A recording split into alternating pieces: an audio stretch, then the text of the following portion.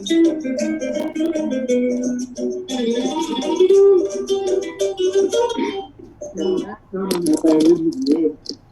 kan? Ada sini. Pak Erwin tuh kesini sama Sadahan. Oh itu iya. Iya.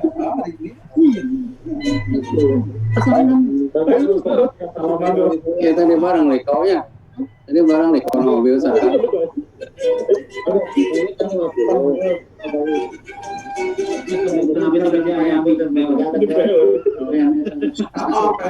Pak Yana nuju di mana Pak Yana? Rame Pak Yana. Kalau saudara tuh menuju ngaleut sude. Desa terhubung atau berarti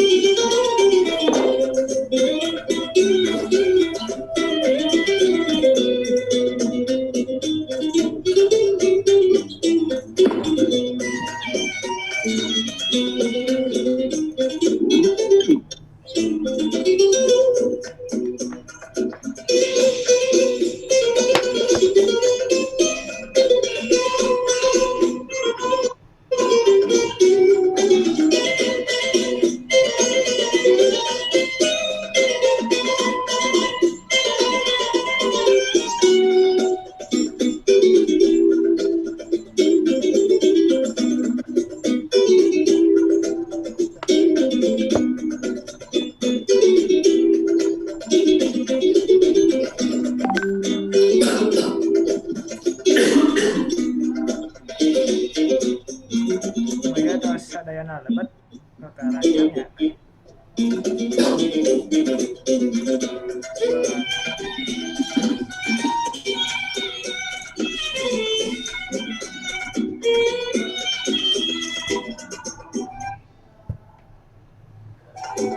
Assalamualaikum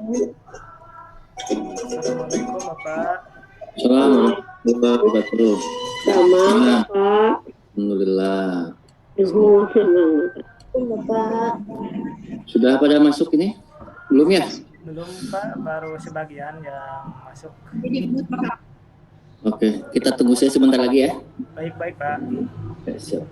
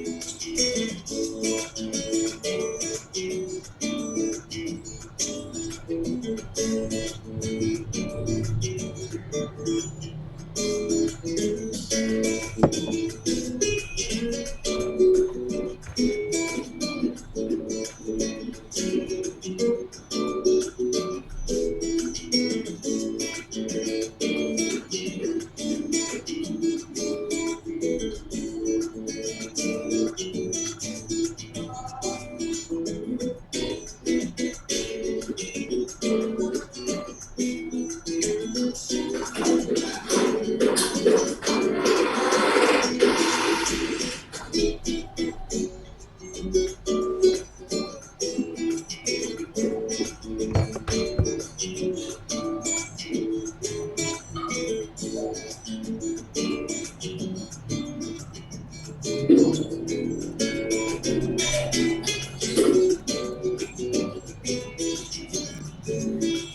hilap absensinya Bapak Ibu. Pilih hilap absensinya di lebetan.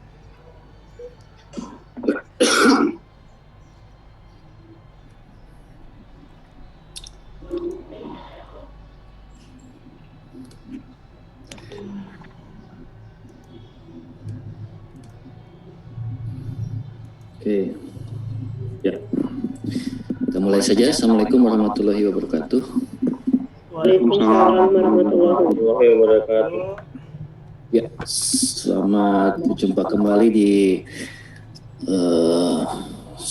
dari kelas inovasi pembelajaran ini untuk salah satu mata kuliah yang menurut saya sangat penting sekali untuk bagi siapapun ya, bukan hanya bagi Anda, tapi termasuk juga buat saya. Bagaimana sebuah inovasi bisa membangun kreativitas, bagaimana sebuah kreativitas bisa menciptakan sebuah inovasi yang tentunya sangat diperlukan bagi para guru, para praktisi pendidikan, termasuk dosen juga.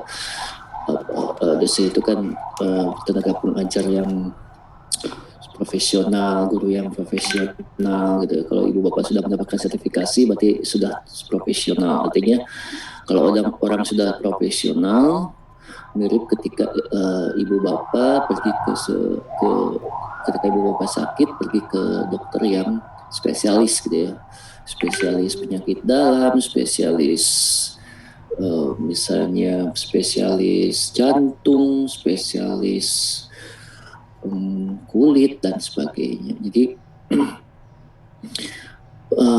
bagaimana nama tersebut kita sandang sehari-hari, gitu.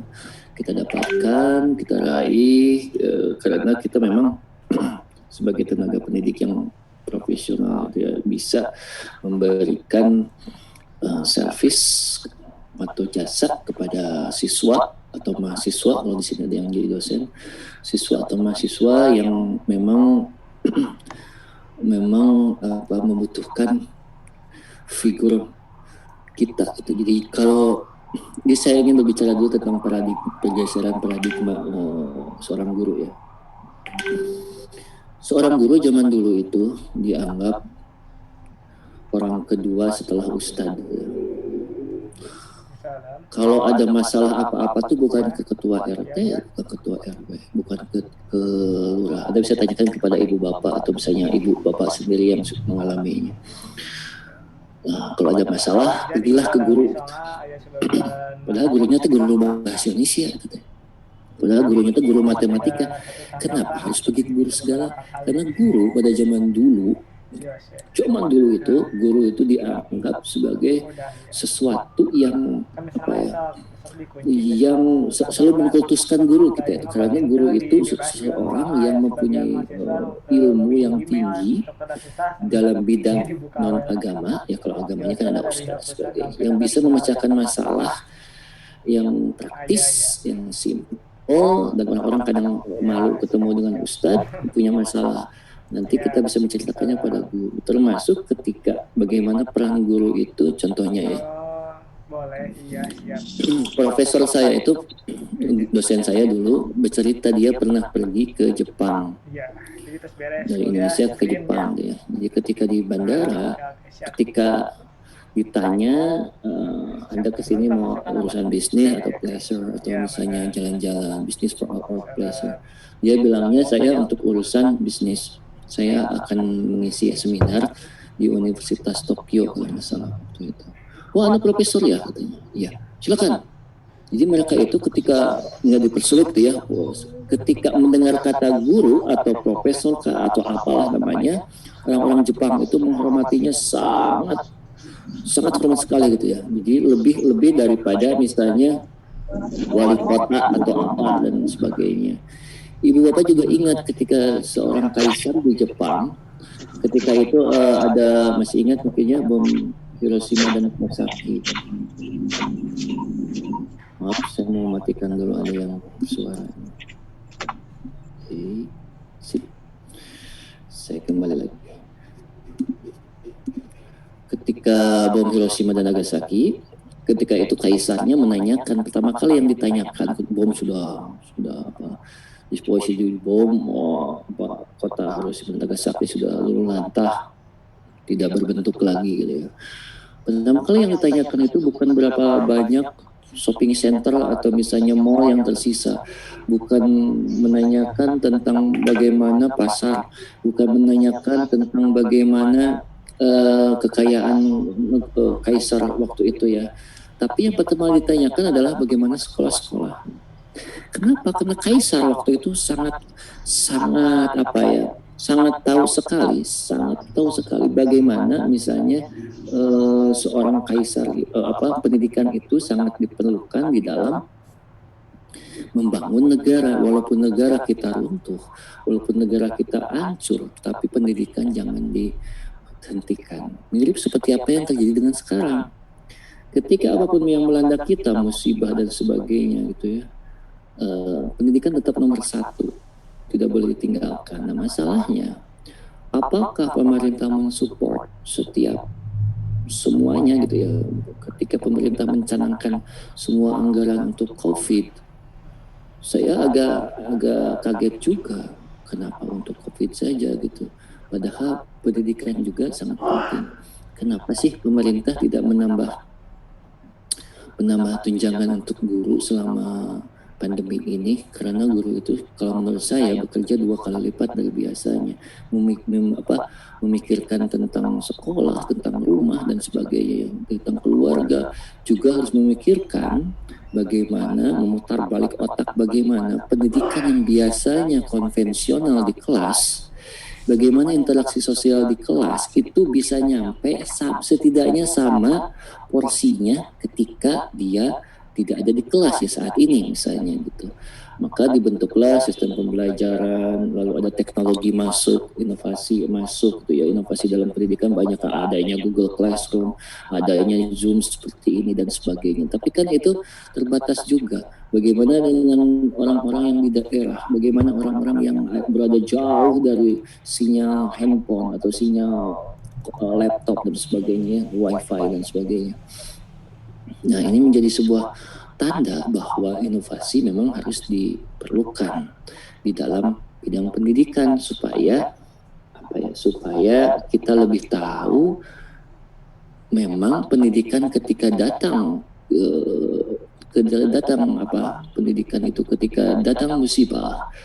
Salah satu hal yang perlu dipertimbangkan adalah bagaimana membuat sebuah kurikulum masa darurat mulai dari sekarang. Kita itu nggak punya kurikulum masa darurat. Bagaimana kalau ada terjadi gempa bumi? Bagaimana kalau terjadi banjir bandang di beberapa kota? Bagaimana kalau terjadi misalnya pertumpahan darah antar suku? Bagaimana kalau terjadi misalnya perselisihan antar golongan? Lalu pendidikan terbengkalai? Bagaimana kalau misalnya terjadi angin puyuh lalu sekolah jadi ambruk? Bagaimana kalau terjadinya seperti pandemi sekarang gitu? Jadi kita itu memang tidak memiliki seperti apa yang negara-negara maju miliki, pendidikan masa darurat atau disaster educational system, sistem pendidikan masa darurat gitu. Harus punya, karena kita harus tahu ke depannya tidak selalu baik-baik saja. Siapa yang bisa memprediksi adanya COVID ini? Nggak ada. Tidak ada yang memprediksinya sebelumnya kan ya. Walaupun dulu pernah ada, tapi tetap saja tidak bisa seperti itu. Ketika COVID datang, ya udah lumpuh sistem pendidikan. Apa yang kita biasa sampaikan di kelas mungkin tidak akan sama. Sebagaimanapun juga kehadiran guru di sekolah, di kelas gitu ya, bersama siswa itu merupakan salah satu faktor yang penting. Saya kembali baca artikel nanti saya kasih artikelnya ya. Itu di Filipina. Dia bulan April atau Mei kemarin. Jadi menceritakan gini. Si guru itu datang ke rumah-rumah muridnya, lalu menanyakan bagaimana sekolah di rumah gitu ya, atau remote learning atau distance learning lah atau PJJ lah lebih bagusnya. Ternyata si anak juga nggak mau sebetulnya belajar di rumah gitu. Ada yang disebut dengan anxiety. Anxiety itu rasa was-was, rasa takut dan sebagainya. Lebih baik ke sekolah daripada di rumah. Itulah kenapa ketika pertama kali muncul di beberapa negara maju pendidikan masih tetap dipertahankan, belum ditutup, belum di-close seperti di kita gitu ya. Nah, pentingnya pendidikan harus dibarengi dengan inovasi juga, tentang inovasinya banyak ya, inovasi dan evaluasi dan sebagainya. Inovasinya tentunya dalam bidang yang sekarang ini yang kita urgent ini di masa sekarang itu adalah inovasi dalam bidang kurikulum, inovasi dalam bidang bahan ajar, banyak inovasi dalam bidang yang lain. Ada yang beberapa pejabat, apalagi pejabat DPR itu bilang kayak gini, ya gurunya dong yang harus gurunya yang harus tahu diri, harus lihat, menyesuaikan dengan teknologi, menyesuaikan dengan sistem pembelajaran daring yang sekarang. Kalau guru bisa menyesuaikan itu, kayaknya beres. Ya tidak begitu. Kalau guru tidak disupport sama pemerintah, gimana? Dia mau belajar dari mana? Emang guru kepentingannya buat beli kuota? Enggak lah. Kepentingan buat beli sayur mayur, kepentingan buat beli beras, kepentingan buat beli bensin motor dan sebagainya. Berilah, DPR usulkan ada komisinya kan, komisi bidang pendidikan, usulkanlah untuk memberikan tunjangan tambahan selama pandemi ini. Biar apa? Kalau guru diberi uang lebih, guru pasti berkreativitas, mikir gitu. Pasti bakal itu. Kenapa? Karena ada apa ya? Kalau seseorang itu diberi rewards itu dua kali lipat lebih besar effortnya, semangat untuk mengajarnya. Apalagi semangat yang sekarang mengajar sekarang kan, datang ke sekolah piket, di sekolah nggak ada orang kan gitu, udah kangen sama anak-anak dan sebagainya. Sekarang disuruh membuat inovasi pembelajaran yang lebih bagus, tapi nggak ditunjang dengan apa-apa yang minimal jangan dikasih insentif, kasih pelatihan dong, kasih workshop gratis. Workshopnya nggak usah lewat Zoom, nggak usah lewat lewat TV saja, berdayakan TV nasional. Kalau nggak bisa TV swasta, disiarkan di TV nasional. Bagaimana 1 jam atau setengah jam cukup, undang praktisi pendidikan, bicarakan tentang bagaimana apa itu inovasi pembelajaran, apa itu evaluasi dalam pendidikan, apa itu misalnya pemerataan pendidikan, apa misalnya itu tentang equality, kesamaan dalam bidang pendidikan. Karena gini, untuk beberapa orang yang di kota, mungkin orang menengah ke atas, nggak usah mikirin kuota, mereka kan sudah punya wifi sendiri di rumah, dia pakai internet di rumah, berlangganan dan sebagainya. Nah, ketika di beberapa daerah ada beberapa orang tua yang tidak mampu berlangganan internet, beli pulsa juga sulit, boro-boro punya handphone yang smartphone, handphone yang biasa aja tombolnya udah pada hilang angkanya, boro-boro bisa beli handphone yang smartphone, handphone yang biasa aja misalnya layarnya udah buram. Nah, itu gimana solusinya? Solusinya ya udah kasih aja kuota tidak menjamin solusi, tidak semua orang pakai smartphone. Itu satu. Yang kedua, intinya dari buatlah inovasi yang lebih maju lah buat pemerintah ya. Jadi saya ingin membicarakan dulu tentang bukan mengkritik pemerintah, ini bukan kritik, tapi ini saran saja, kalau didengarkan ya bagus. Jadi contohnya, literasi di Indonesia itu berkurang, paling jelek katanya. Kebiasaan membaca buku teks, buku pelajaran maupun kebiasaan membaca novel atau misalnya dan sebagainya. Ya sudah, kasih aja setiap sekolah itu buku-buku novel dan sebagainya. Kita kan keterbatasan buku karena memang tidak disuplai oleh pemerintah buku-buku yang memang sesuai dengan. Jangan sampai menyalahkan, karena guru juga katanya tidak banyak memberikan instruksi untuk membaca. Mau memberikan instruksi membaca gimana, di perpusnya juga nggak ada buku. Itu Makanya kalau mau pintar, sumbangkan setiap sekolah itu buku minimal 1.500 atau nggak usah buku berbahasa asing, buku berbahasa Indonesia aja. Jadi yang simpel-simpel, misalnya Malin Kundang bikin bukunya. Misalnya Malin Kundang kayaknya udah ada bukunya. Malin Kundang misalnya, terus misalnya cerita cita-cita daerah, bagaimana terjadinya situ Bagendit, bagaimana terjadinya Tangkuban Perahu dan sebagainya. Jangan lalu menyalahkan guru yang menurut saya bebannya sekarang itu semakin berat. Jadi pertama kali ketika COVID ini datang, waktu itu saya di Australia.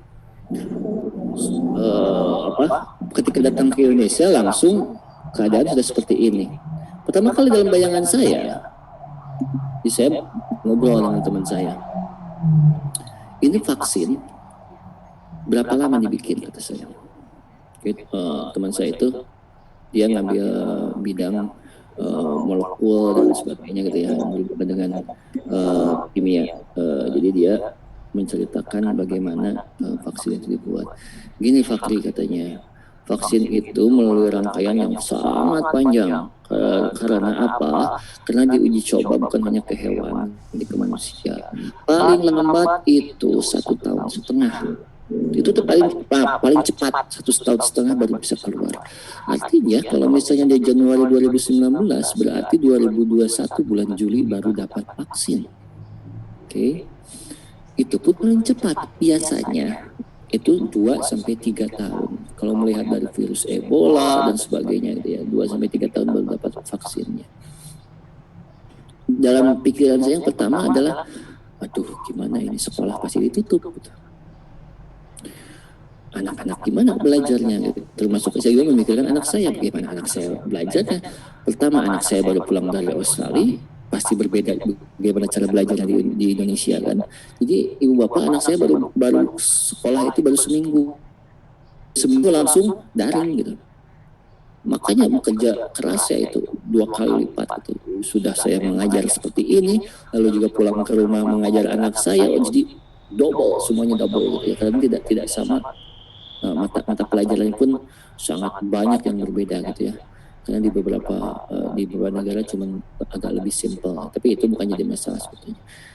Nah itu, jadi Anda yang mengambil jurusan ini, menurut saya untuk masa pandemi ini sangat berperan sekali. Makanya kalau ingin bikin penelitian, bisa meneliti hal-hal yang berhubungan dengan pandemik ini. Sangat bagus sekali kalau menurut saya. Inovasinya mulai dari mana, misalnya Anda ingin menitik beratkan siapa guru, ingin meneliti siapa siswa, ingin meneliti siapa kepala sekolah, ingin meneliti siapa di tingkat polisinya, kebijakan pendidikannya, misalnya kepala dinas, atau kebijakan siapa, terserah itu. Tapi yang terpenting, ini adalah momen di mana Anda itu bisa mengembangkan pikiran Anda bahwa inovasi pendidikan di saat pandemi ini, di saat masa darurat memang diperlukan sekali. Itu inovasi itu, contoh gini, saya mau buat inovasi pembelajaran atau cara mengajar saya. Kan biasanya orang sudah tergantung sama, kalau dosen ya kebanyakan tergantung sama proyektor, tergantung sama laptop. Gimana kalau tiba-tiba mati lampu? Berarti harus ada kreativitas dong.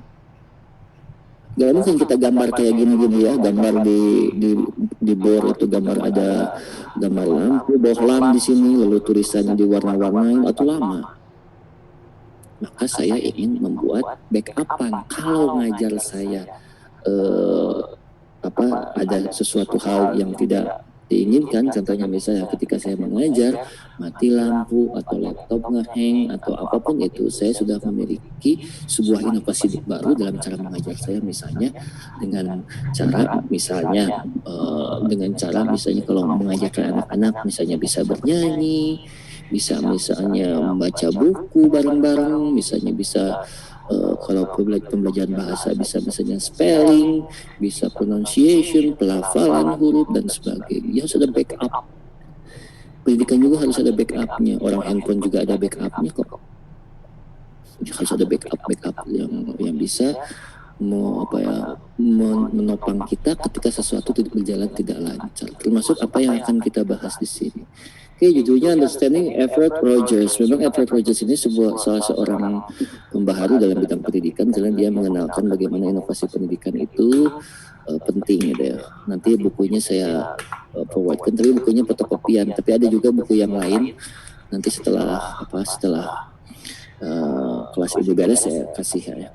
Jadi ada 3 buah buku, kalau nggak 1 4 buah buku yang bisa Anda pelajari, termasuk nanti juga saya akan memberikan jurnal-jurnal karena ibu bapak harus mulai membaca jurnal dari sekarang. Kenapa? Karena nanti untuk membackup penelitian ibu bapak bukan hanya buku tapi jurnal pun lebih banyak dirujuk, karena salah satu rujukan yang paling bagus itu adalah menurut saya adalah jurnal, karena jurnal itu menafsirkan dari buku, lalu dia meneliti, lalu hasilnya itu di-compare atau dibandingkan dengan penelitian yang lain. Jadi salah satu rujukan yang paling kuat gitu. Jadi nanti saya akan kasih ibu bapak jurnal yang terbaru itu 2019-2020 gitu ya. Jurnal-jurnal yang levelnya, maksudnya yang terakreditasi ya, Q1 yang atau Q2 lah minimal. Lebih banyak Q1, jadi jurnal yang sering dipakai di seluruh dunia itu ibu bapak akan dapatkan dalam bahasa Inggris tentunya. Artinya kenapa saya sampai bahasa Inggris? Karena dalam bahasa Indonesia nggak ada yang gitu.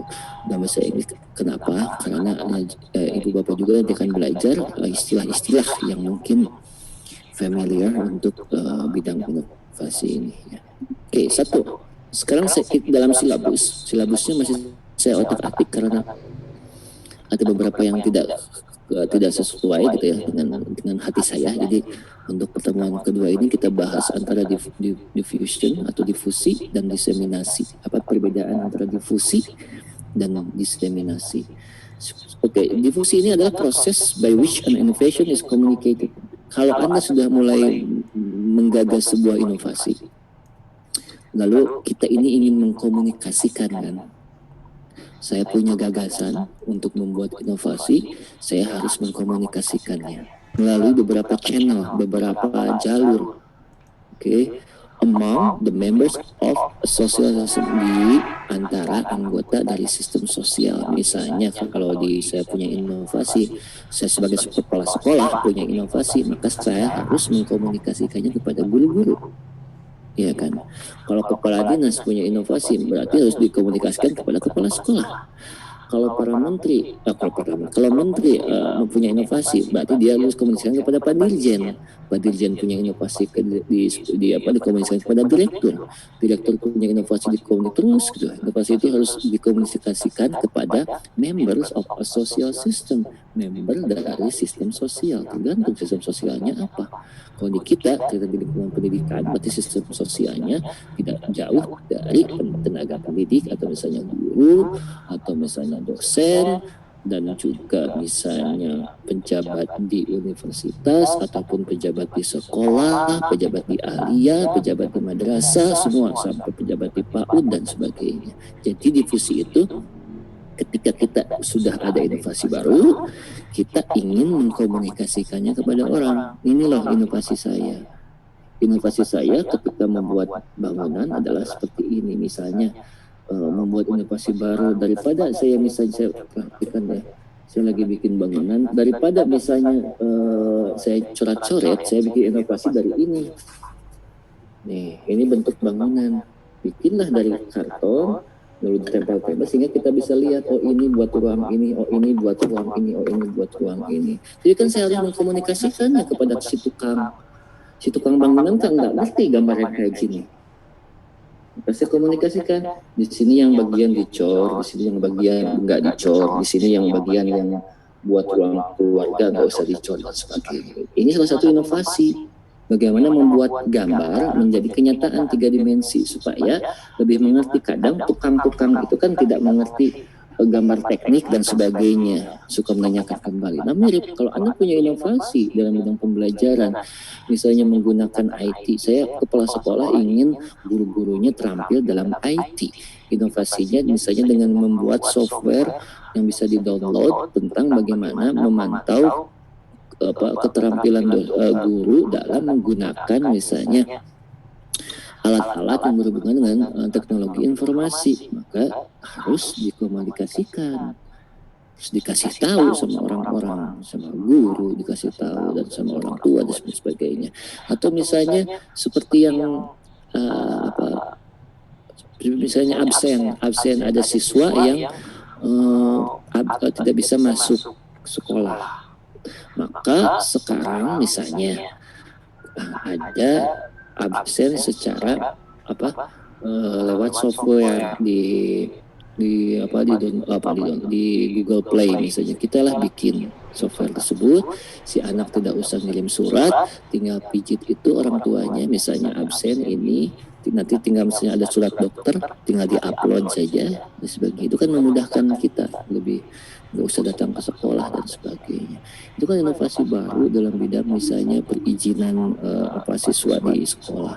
Nah itu harus komunikasikan ke siapa? Ke gurunya, staf sekolah, dan juga ke orang tua, bagaimana cara menggunakannya, bagaimana cara Anda juga kan ketika pertama kali PJJ ini harus ada dikomunikasikan kan, ada tutorialnya bagaimana menggunakan Zoom, menggunakan LMS tadi misalnya absen, menggunakan absen di Google Classroom, bagaimana caranya dan sebagainya. Itu adalah komunikasi, itu namanya difusi. Oke, jadi yang penting di sini katanya dia itu concern with new idea. Oke, jadi idenya baru, tetap idenya baru dikomunikasikan kepada orang. Ada 5 elemen penting di sini. Satu, inovasi, tentunya harus ada inovasi dulu. Lalu ada communication channels, jalur-jalur komunikasinya bisa lewat misalnya, kalau sekarang kan jarang bisa bertemu langsung, bisa lewat WA lah, bisa lewat ibu bapak kata kepala sekolah. Kita ada inovasi baru dalam bidang pembelajaran nih, ada inovasi baru dalam bidang bahan ajar, jadi tidak usah di scan itu bukunya, kita bikin aja PDF-nya, latihannya di PDF, dikirim ke grup WA, di grup WA nanti dikerjakan oleh orang tua. Sekarang udah bagus sebetulnya, misalnya ada tarian gitu ya, anak saya kemarin merekam dia berbicara dalam bahasa Sunda walaupun belepotan. Anak saya kemarin juga tari taman di video gitu ya, dikirim. Sekarang udah benar sebetulnya, udah bagus di kita itu ya, communication channel. Tapi sebelumnya kita harus berkomunikasi dulu dengan guru, siswa, orang tua, dan juga dengan siapa, dengan gurunya, dengan siswanya, dengan orang tuanya harus tahu bagaimana cara mengupload. Tidak semua orang tua tahu Google Classroom, orang tidak tahu semua bagaimana mengupload video, men-scan hasil karya tulis anak dan sebagainya. Nah ini yang menjadi communication channels. Yang saya menjelaskan yang mana? Ini 4 elemennya. Yang ketiga yaitu time, pasti butuh waktu. Nggak mungkin sebuah perubahan itu bisa terlihat dalam jangka waktu yang cepat, enggak. Apalagi perubahan paradigma atau perubahan sebuah tatanan yang sudah biasa kita lakukan, lalu ada perubahan, itu biasanya suka lama. Pertama kali kan kita kelabakan bulan Februari, Maret itu kita kelabakan bagaimana cara membuat sistem pembelajaran jarak jauh yang efektif. Maka pemerintah mengusulkanlah dengan membuat tutorial, membuat video, tutorial secara video maupun secara tulisan, disebarkanlah kepada kepala dinas, kepada kepala sekolah. Gini loh yang harus dilakukan. Itu kan waktunya berjalan sangat panjang sampai sekarang. Sekarang itu misalnya bulan Oktober atau September kemarin, selama 6 bulan itu, waktu selama 6 bulan kita lihat evaluasinya seperti apa. Apakah bagus apa tidak. Setelah dilihat baru ada hal terakhir adalah social system. Di sistem sosialnya itu seperti apa, apakah diterima atau tidak. Itu yang paling penting ya. Kadang ada yang menerima perubahan, kadang ada yang tidak menerima perubahan. Gitu.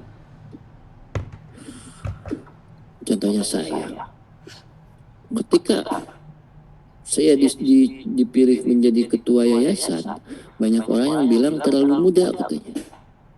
Ya wajar, memang memang saya masih muda pertama gitu ya, muda dan ganteng. Yang kedua, ya wajar karena orang pasti shock gitu ya. Anak kemarin sore bisa jadi ketua yayasan, tapi nggak masalah buat saya. Perubahan itu sosial sistem itu memang dibangun untuk satu mengkritik, yang kedua untuk menanyakan sesuatu hal yang berbeda. Sama halnya ketika Menteri Pendidikan kenapa bukan dari ahli pendidikan, itu mirip gitu. Sama saja ketika seseorang yang dalam bidang tertentu itu biasanya dia terlalu muda, tidak ada pengalaman dalam bidang pendidikan dan sebagainya. Jadi ketika Menteri Pendidikan yang terpilih pertama kali dalam bayangan saya adalah pertama, dia pasti mentransfer bagaimana gaya dia sekolah di Amerika. Terbukti sekarang anak kuliahan semester 7, semester 6 itu harus melakukan magang selama 1 semester di prodi yang berbeda supaya mengambil manfaat. Artinya dia itu ketika adanya kampus merdeka ini, slogan kampus merdeka, dia itu bisa mengambil manfaat bukan hanya dari prodinya saja tapi juga dari prodi orang lain. Anak inovasi pendidikan misalnya, anak S1-nya nggak ada ya, anak misalnya manajemen pendidikan atau adpen harus magang di misalnya bidang ekonomi, itu masih nyambung. Terus magang itu misalnya masuk kuliahnya dan ngambil mata kuliahnya, ngambil mata kuliah di jurusan yang lain. Bagus, jadi artinya dia ingin, Pak Menteri ini ingin lulusan kita itu tidak hanya jago atau skillnya itu di bidang itu, harus ada skill tambahan dong, karena kita itu menghadapi 4.0 atau 5.0 gitu ya. Jadi sudah menghadapi sistem digitalisasi yang luar biasa gitu, dan sebagainya. Jadi itu social system, pasti ada yang menolak, pasti ada yang enggak, tergantung gitu. Ada yang menerima, ada yang menolak gitu. Berapa banyak yang menolak misalnya sistem PJJ ini? Banyak. Pertama, tetap harus mengadakan kelas offline atau di sekolah. Tapi karena keterbatasan, lalu ada juga misalnya kita harus menjaga jarak, harus ada protokol kesehatan yang sangat ribet gitu ya. Jadi aja mereka menerima. Oke, stages. Ini ada beberapa tahapan dalam difusi ini. Ada 5. 1, knowledge, pengetahuan gitu ya. Jadi tahapan pertama ketika ada perubahan ini, orang-orang pasti become aware of a new idea. Orang-orang pasti tahu tentang ide baru. Oh, kepala sekolah idenya ini kayak seperti ini. Oh, saya pengen tahu kayak gimana sih inovasi-inovasi yang baru itu dari polisinya, dari kebijakannya. Itu ya. Jadi orang-orang jadi tahu, oh ini ternyata ide gagasan barunya. Pengen tahu, ingin mengembangkan atau understanding, mengetahui apa sih features dalam inovasi, apa sih ciri-ciri dalam inovasi. Baru yang kedua persuasif. Biasanya orang itu persuasif untuk mempraktekkan apakah dia suka atau tidak setelah dia tahu. Contoh, menurut saya, misalnya saya mengeluarkan sebuah inovasi baru dalam bidang sistem pembelajaran. Contoh di Uniga saja ya. Berdasarkan hasil evaluasi, lulusan Uniga ini ketika bekerja di lapangan, ada beberapa poin yang harus digarisbawahi. Pertama, mereka jago dalam ilmunya. Orang manajemen jago manajemennya. Orang kimia jago kimianya, orang farmasi jago farmasinya, orang agrobisnis jago agrobisnisnya, orang pendidikan IPA jago. Tapi ada beberapa catatan yang menarik ketika evaluasi itu berasal dari pengguna lulusan atau orang yang mempekerjakan lulusan kami. Pertama itu adalah kurangnya leadership. Oke, jadi ini berhubungan dengan inovasi pembelajaran. Berhubungan juga dengan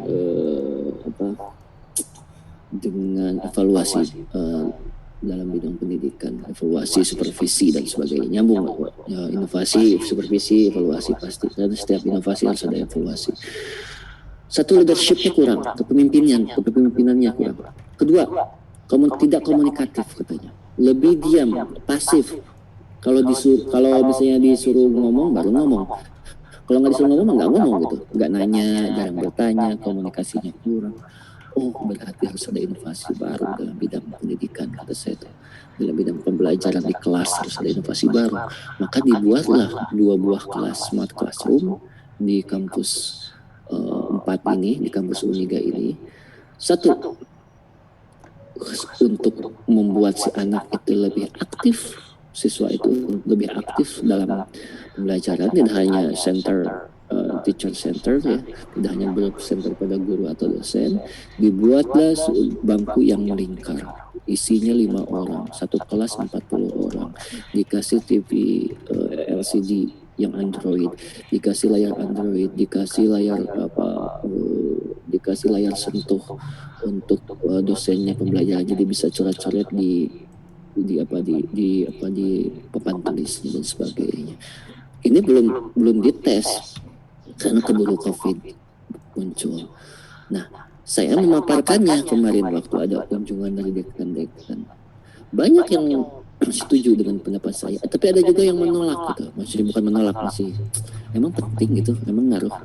Nah, itu udah biasa ya kalau yang kayak gitu. Setelah orang itu knowledge, tahu, oh ini Pak Fakri ini ingin mengubah cara pandang pembelajaran di kelas yang asalnya monoton melihat guru ke depan, sekarang melihat layar monitor, lalu bisa berkolaborasi dan juga bisa bekerja sama dengan teman-temannya gitu. Lalu selanjutnya persuasion, di sana banyak yang menolak, ini dosen ya, banyak yang suka, banyak yang enggak juga, ya nggak masalah. Hasilnya belum kelihatan sekarang. Pokoknya tujuan saya pengen lulusan kita itu tidak hanya pintar ilmunya, tapi juga pintar dalam skill yang lain, termasuk skill komunikasi, karena itu yang paling penting gitu. Oke. Baru yang ketiga itu ada decision, keputusan apakah akan mengadopsi ini atau menolaknya gitu. Setelah orang-orang tahu, lalu orang terlihat menolak kayak enggak, terlihat dari raut wajah juga ya. Lalu kita memutuskan mau diteruskan nih, mau diadopsi atau mau ditolak. Saya kekeh harus dilakukan. Bikinlah itu bangunan seperti itu. Jadi sebelumnya saya rencananya dituangkan dalam pemaparan saya ketika di rapat dengan bersama dekan-dekan. Setelah itu decision, tetap saya memaju, bikinlah kelas smart classroom, 2 buah kelas. Lalu saya implementasikan ide saya. Dimasukkan, belilah peralatannya, sarana prasarananya disiapkan, peralatannya juga disiapkan, ada komputernya, ada layar LCD 75 inch, TV 75 inch, ada LCD projector yang short throw, yang jarak dekat, ada bangku, belilah TV, setiap kelas ada 6 buah dan sebagainya. Oke. Nah, yang terakhir ini konfirmasi. They confirm the decision by evaluating. Yang mengkonfirmasi ini siapa? Yang penggunanya. Karena sekarang belum ada penggunanya, karena belum pernah dipakai keburu COVID. Biasanya ngasih feedback ke kita. Lihat saja prestasi mahasiswa. Menurun atau naik ketika masuk itu. Nah, saya belum tahu kalau untuk smart classroom. Tapi kalau ibu bapak udah pernah melakukan sebuah ide baru dalam sistem pembelajaran, misalnya pendekatannya asalnya textbook menjadi video atau misalnya audio, menggunakan audio, ibu bisa melihat sekarang hasilnya. Anak-anak sekarang ibu akan lebih banyak menggunakan video daripada menggunakan buku. Baru anak-anak kan knowledge, tahu, sekarang guru saya akan kasih video. Lalu persuasion bisa dilihat dari wajahnya, apakah dia menerima. Oh, bagus Bu, saya seneng gitu. Ada yang diam gitu.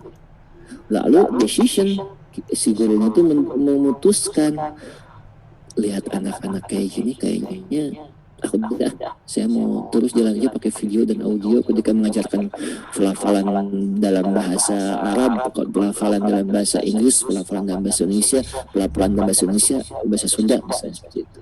Lalu konfirmasi, maka setelah adanya implementasi baru ibu konfirmasi, oh berdasarkan hasil dari hasil anak-anak itu ternyata memang berpengaruh besar daripada membaca gitu.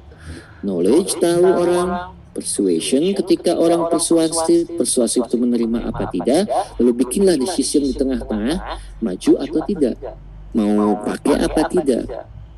Kadang ketika di tengah-tengah kalau di tengah-tengah suka misalnya menjadi salah satu dilema, karena keputusan di tengah itu ya kalau bikin keputusan di tengah memang dilema ya, hasil belum ada gitu, dan apakah saya harus mengganti lagi buku ajarnya, bahan ajarnya, atau mengganti medianya tidak dengan video atau tidak. Di keputusan ibu itu sangat mementingkan sangat penting di sini, apakah mau jalan apa tidak, lalu diimplementasikanlah, bikinlah kelas dengan video dan audio. Setelah itu konfirmasi ke anak-anak, gimana? Kok bisa melalui apa? Survei saja Bu. Sekarang zamannya survei. Kasih misalnya survei di kertas kalau pelajaran yang offline, kalau daring ya di Google Classroom. Bagaimana pembelajaran ibu menggunakan video, bagus, baik, apa misalnya kurang atau misalnya cukup, tinggal pilih sana. Bagaimana cara penyampaian ibu di kelas, baik, cukup, sedang, misalnya biasa saja. Bagaimana misalnya ketika apakah perbedaan antara buku textbook atau buku bahan ajar dengan video ini sangat signifikan, sangat beda, sangat jauh berbeda apa tidak? Iya, tidak tahu. Seperti itu kan, nanti hasilnya bisa dari Google Class. Oh, ternyata responnya setelah konfirmasi ini si anak-anak lebih banyak yang suka daripada tidak. Itu stages bagaimana sebuah inovasi ketika hasil pemikiran kita muncul dan ide atau gagasan kita ingin disosialisasikan kepada orang-orang melalui knowledge gitu ya dan sebagainya, lalu kita bisa mengambil keuntungan atau manfaat dari apa yang sudah kita lakukan di inovasi tersebut. Oke, faktanya nih, ini salah satu contoh sebuah penelitian, saya lupa lagi penelitian siapa, tapi nanti saya akan sampaikannya. Oke, di sini dia pengen tahu a conceptual model to understand how, bagaimana katanya dia pengen tahu teachers mengimplementasikan inovasi yang mereka sudah pelajari. Oke, bagaimana anak-anak siswa acquire new knowledge, pengetahuan baru, bagaimana mengimplementasikannya, dan bagaimana itu bisa menjadi implementasi yang jarak jauh. Itu. Jadi kalau bikin penelitian itu harus ada rangkaian seperti ini Bu.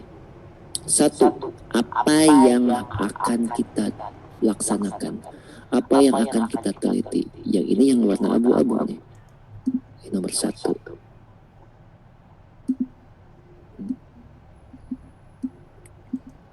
Ibu itu meneliti apa? Bapak itu meneliti apa? Saya pengen melihat bagaimana si guru itu bisa memahami dan mengimplementasikan inovasi yang ada di sekolah saat ini. Oke. Nomor 2. Juga saya pengen tahu bagaimana orang-orang, people di sini kan students dan juga guru yang lain, bisa acquire knowledge ini, bagaimana mereka itu bisa mendapatkan pengetahuan baru ini, bagaimana mengimplementasikannya, bagaimana menjadi implementasi yang jangka panjang. Lalu pertanyaan penelitian, ya, ini pertanyaan penelitiannya, bagaimana si guru ini memperoleh pengetahuan baru yang didapat dari staff development dari staff pengembangan staff, dan juga bagaimana guru itu mengimplementasikan bahwa pengetahuan itu ke dalam hal yang lebih praktis. Jadi guru ini bagaimana mendapatkan pengetahuan baru dan bagaimana mengimplementasikannya secara praktik di lapangan. Apa dasarnya kalau ngomong kayak gini? Ya dasarnya kata si Rogers. Apakah the invention as the degree to which innovation is changed or modified by user in the process of its adoption and implementation. Kata si Roger di sini ada yang disebut dengan reinvention, menemukan kembali sebagai salah satu hal yang berubah dan bisa dimodifikasi. Oke, kalau begitu maka untuk mencari tahu apa yang kita cari, kita ingin tahu bagaimana si guru ini mengimplementasikan inovasi dan apakah perubahannya sangat signifikan ketika implementasi itu dilaksanakan. Lalu apakah reinvention ini muncul apa tidak? Jadi dia ingin tahu bagaimana seorang guru bisa menemukan kembali memperluas invention, penemuan yang sudah ada, misalnya bahan ajar yang ada, apakah dia bisa mengeksplor, apakah dia bisa berkreativitas dengan mengganti-ganti arah tujuan pembelajaran atau misalnya mengganti-ganti sistem pembelajaran seperti apa, berdasarkan apa yang sudah dia dapat dari workshop atau seminar, dari lokakarya apalah namanya, dari misalnya kuliah umum, dari apapun namanya, dari pelatihan atau apa. Jadi setelah pelatihan kan ngaruh apa enggak terhadap reinvention gitu. Itu salah satu penelitian. Yang kedua, Islam juga di sini meneliti bagaimana level of computer use for instructional purposes by technology education teacher in Ohio Public School. Si Islam ini ingin tahu level tingkat pemahaman penggunaan komputer untuk tujuan instruksional oleh siapa? Guru dalam bidang teknologi. Kalau di kita mungkin guru SMK ya, di Ohio Public School, di sekolah menengah Ohio. Pengen tahu nih level pemahaman si guru terhadap penggunaan aplikasi komputer. Oke. Ini pertanyaan. Apa yang mau dia cari? Baru dia ke sini. Pengen tahu hubungannya antara level of computer use dan selected factors, seperti pengen tahu hubungannya pemahaman komputer itu mengaruh nggak, berjalan seiringan nggak dengan expertise, dengan kemampuan dia, dengan akses dia ke komputer, dengan attitude dia, dengan behavior dia, dengan perilaku dia, dengan support dia, dan dengan karakteristik dari si guru. Apakah ngaruh nggak? Ternyata di sini hasilnya. Ini baru sudah hasilnya. Ini hasilnya, technology education teacher use more mainstream computer application dan computer specialized application. Lebih banyak menggunakan katanya aplikasi komputer yang lebih praktis daripada yang lebih spesial.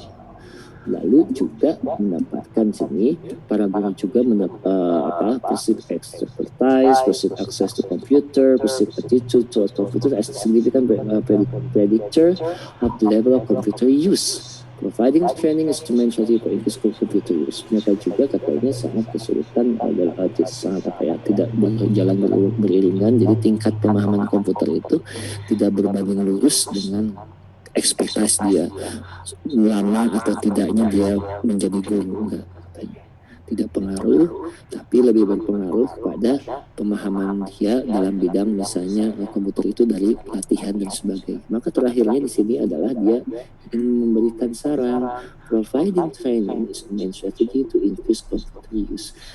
Menyelenggarakan pelatihan merupakan strategi yang paling penting untuk meningkatkan bagaimana seorang guru itu bisa menggunakan komputer dengan baik dan benar itu. Jadi inovasinya sudah ada. Sekarang kita ngetes guru itu bisa nggak mempraktikkan inovasi, bisa nggak mengaplikasikan inovasi ini, bisa nggak misalnya guru ini beradaptasi dan sebagainya, atau apakah ada pengaruh antara inovasi dengan hal-hal yang lain, misalnya attitude, perilaku guru itu sendiri, apakah dengan berhubungan dengan lama tidaknya guru tersebut mengajar. Ternyata setelah diteliti oleh ulama Islam, tidak. Yang terpenting ketika penggunaan komputer itu bukan hanya dia punya atau tidaknya laptop di rumah, punya atau tidaknya komputer di rumah, tapi bagaimana pihak sekolah bisa menyelenggarakan pelatihan kepada guru. Itu salah satu topik dalam penelitian inovasi pendidikan. Ada juga yang mungkin bertanya, apa sih? Ada followers gitu ya. followers Instagram, followers di Facebook, followers dimanapun Anda berada. Followers itu kan orang yang mengikuti. Nah, dalam bidang inovasi namanya adopters. Kalau inovator itu the first in line to try out new things, orang yang pertama kali menggagas. Kalau adopters, orang yang mengambil ide utama dari si inovator itu, terus memberikan hal yang positif. Lalu dia mengambil keuntungan dari itu.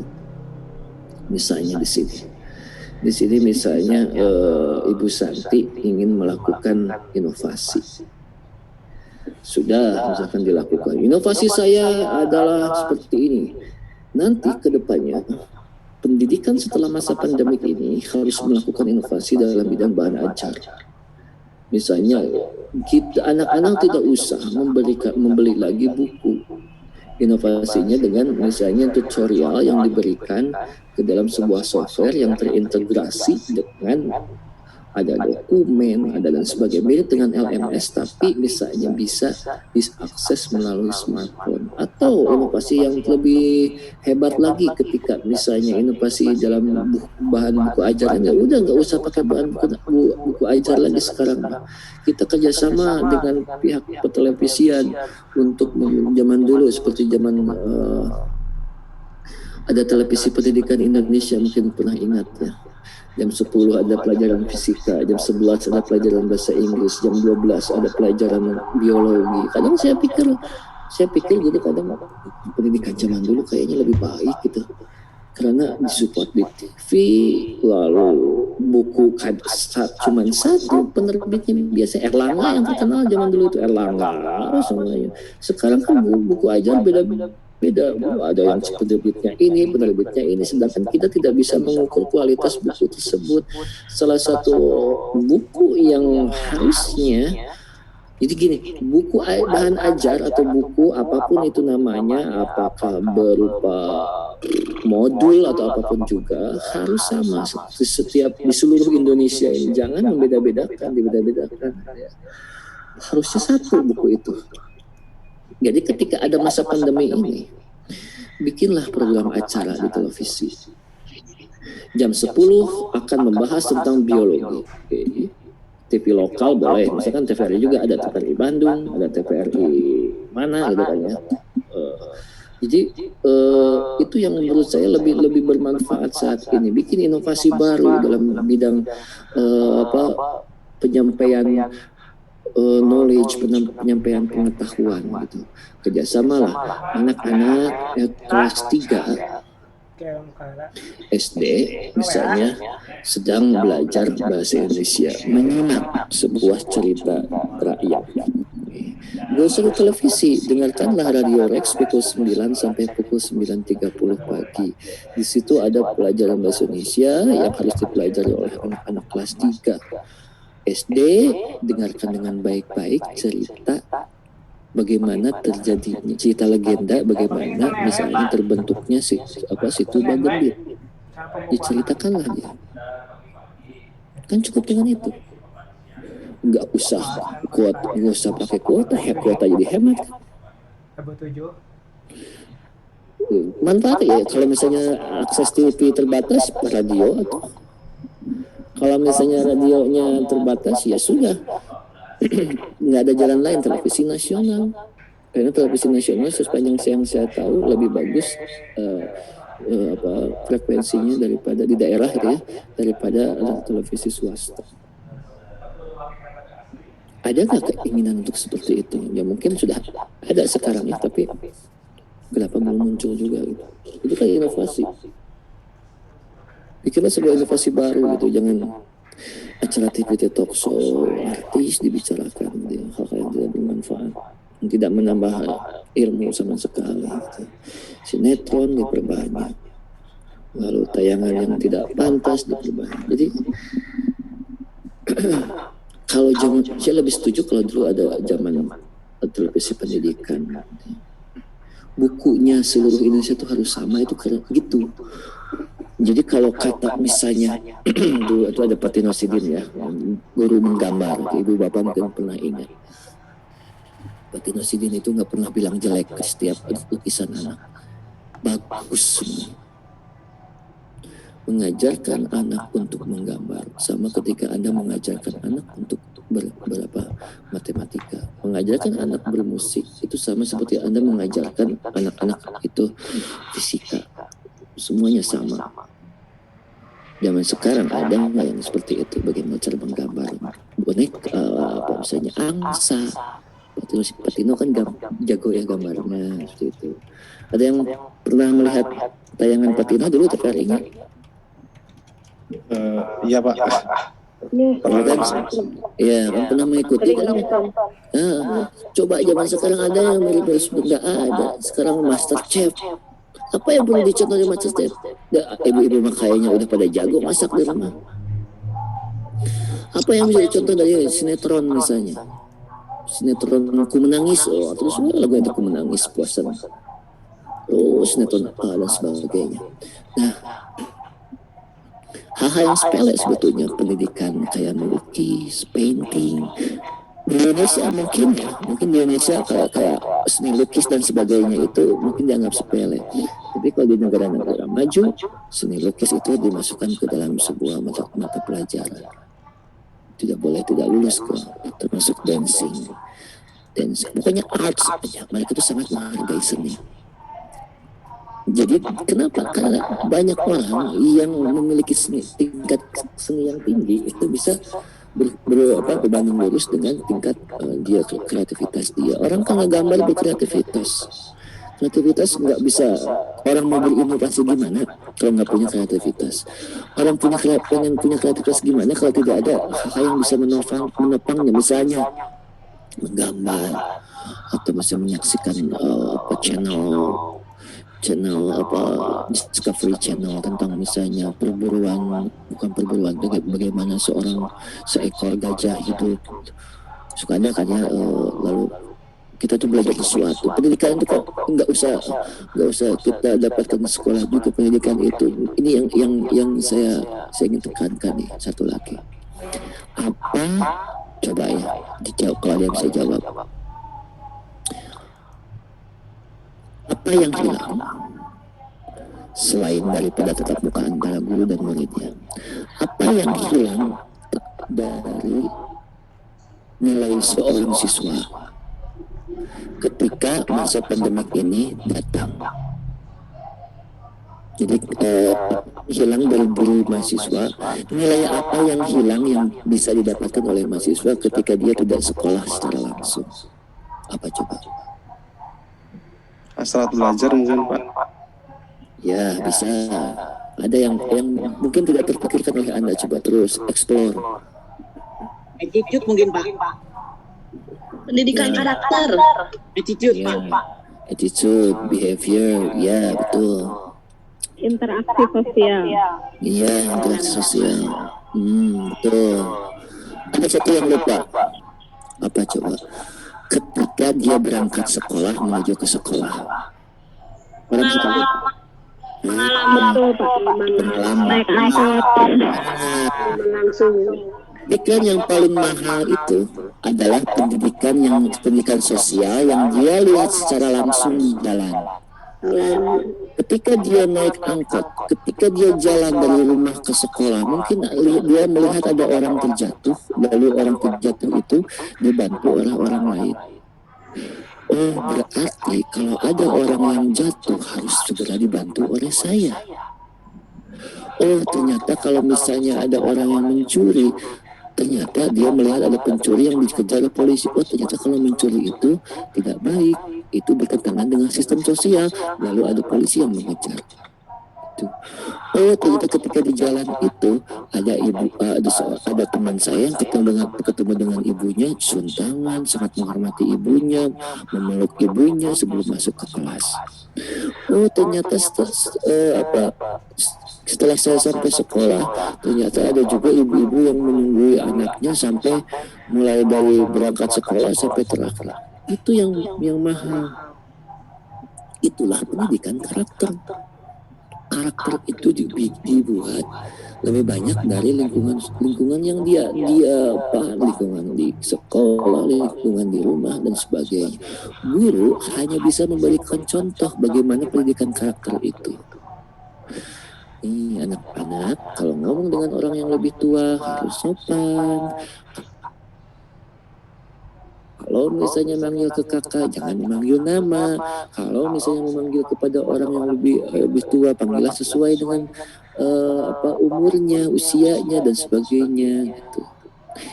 Jadi itu pendidikan karakter itu tidak usah ada mata kuliah khusus. Kalau ketemu orang itu bilang halo, hai, assalamualaikum. Saya kalau di Australia capek bu. Ketemu orang pasti harus bilang hai, atau orang itu yang duluan bilang hai, padahal nggak kenal sama sekali gitu. Misalnya jalan, hai, padahal istri saya siapa nggak tahu. Oh, kok gitu ya di sini mah? Iya, di sana itu kalau kalau ketemu dengan orang harus bilang hai, setidaknya menyapa. Tadi kita tuh dibiasakan ketemu orang assalamualaikum atau salam atau misalnya menyapa seseorang dengan bahasa Indonesia, apa kabar, selamat pagi, selamat siang dan sebagainya. Kedua, budaya meminta maaf. Ini yang belum saya dapatkan di Indonesia. Belum pernah sama sekali saya seperti ini. Ibu misalnya jalan di pasar, ketemu dengan orang, berpapasan dengan orang, lalu misalnya bahu dia menyentuh bahu kita, dar gitu kan ya, suka gitu, berpapasan kan suka gitu, dar. Di kita ini kan bisa menjadi sebuah perselisihan, pelotot di orang. Kalau di sana itu dua-duanya minta maaf. Orang yang salah atau orang yang pertama kali ngebadu gitu kita ya, atau orang yang merasakan bahwa orang lain itu dua-duanya minta maaf secara bersamaan. Sorry. Melakukan sesuatu itu harus bilang sorry kalau Anda salah. Jadi saya menyaksikan sendiri, mengantar anak saya ke sekolah, pengen tahu nih bagaimana sih anak itu berinteraksi. Itu kalau sampai sekarang anak saya setiap hari itu pasti meminta maaf 10-15 kali. Misalnya saya ke anak saya, "Pes, ambilin handphone bapak di meja." Nggak ketemu sama dia tuh. Belum balik lagi. "Maaf Pak ya, nggak ketemu." Coba. Dia bilang maaf dulu gitu. Maaf. Segala sesuatu, apapun itu, pasti dia bilang minta maaf. Contoh dia ke Indomaret, dia salah ngasih uang, harusnya 20.000, dia ngasih 10.000, itu salah ngambil uang. Maaf ya, bilang maaf. Kadang-kadang dia suka bilang nggak bisa sorry ya. Gitu. Apologies atau cara berminta maaf itu merupakan salah satu pendidikan karakter yang paling utama di negara-negara maju. Itu membuat kita itu menjadi relief. Walaupun kita salah, kita meminta maaf. Itu mobil ibu keserempet di jalan. Pertama kali yang diserempet dulu yang minta maaf. Maaf, mungkin salah saya. Gitu. Padahal yang jelas yang salah itu yang menyerempet itu. Mobil saya pernah penyok dulu itu, ketabrak. Ya. Saya pertama kali minta maaf kalau misalnya saya menghalangi jalan Anda misalnya. Kita mah enggak bisa berujung ke pengadilan dan sebagainya. Itu simpel saja. Orang mah pendidikan karakter itu dibangun kalau kita ibu sekarang bikin inovasi. Setelah tahu cerita saya ya, bikinlah sebuah inovasi. Salah satunya tekankan kepada siswa atau mahasiswa untuk selalu minta maaf dimanapun Anda berada. Itu. Apapun yang terjadi, minta maaf terus. Orang karena dalam Islam juga kan harus banyak minta maaf gitu sama orang. Jangan banyak marah kan gitu ya. Taghdab bukan ya. Jangan terlalu banyak marah, harus banyak meminta maaf karena Allah saja sering banyak memaafkan kita, apalagi kita kenapa kita nggak bisa memaafkan seseorang itu lebih mulia daripada kita ingin disanjung atau apa. Ini dalam teori pendidikan. Ketika ini muncul ke dalam teori pendidikan dan ibu mengimplementasikannya di kelas, misalnya anak-anak, pendidikan karakter itu nggak rumit kok. Siswa melihat kita, melihat cara berpakaian kita, melihat cara kita berbicara, melihat kita marah, maka hati-hati kalau lagi marah. Melihat ketika mata kita melotot ke dia, melotot. Melihat ketika misalnya naik turunnya suara kita. Kenal nggak sama Pak Fakri? Kenal yang suka teriak-teriak kalau di kelas? Itu kan kesan pertama siswa. Saya mah aku gorowokan, nanti kelas dah gorowokan gitu. Dibulak-balik budak zaman ayeuna. Saya mah rambut terlalu panjang, rambutnya panjang. Saya mau pakai sepatu yang biasa aja, yang nggak formal, karena gurunya juga nggak formal. Dia kayak kecil aja, itu kan karakter juga. Kecil, jangan dulu mau mewujudkan siswa kita beriman dan bertakwa. Itu menjauh tuh hese itu. Yang kecil, cara berminta maaf, cara antri, cara mendahulukan. Saya sangat shock sekali ketika saya naik mobil. Ya orang mulai itu penampilan boleh urakan dia, celana sobek, sebagainya. Wajah tidak wajah menyeramkan dan sebagainya. Waktu itu istri saya lagi sakit, lagi nungguin bis. Jadi bis itu harus ngantri, Bu. Ya kalau ibu datang pertama harus ada di depan tempat pemberhentian. Nggak boleh ada orang yang nyosor ke depan, nggak boleh. Itu sanksi sosial, nanti ada keluar sistem sosialnya. Ada anak SMP rambut panjang, gitu. Anak saya bukan panjang lagi, karena guru-guru saya juga rambutnya panjang, jadi itu maksud saya. Anak-anak di sana seksi-seksi bajunya karena guru-gurunya seksi-seksi bajunya, Bu. Gitu. Jadi jangan salah gitu. Ya untuk beberapa hal memang itu negatif, tapi ada beberapa hal yang bukan positif. Jadi kalau ngajar itu, guru SD itu pakai celana pendek, itu biasa kalau musim panas itu. Laki-laki atau perempuan pakai tank top gitu ya. Laki-laki pakai kaos, bebas nilai untuk seragam di sana itu. Makanya mereka mencontoh gitu. Nah, tapi untuk beberapa hal saya nungguin mau masuk bis. Saya bawa hasil ronsen istri saya.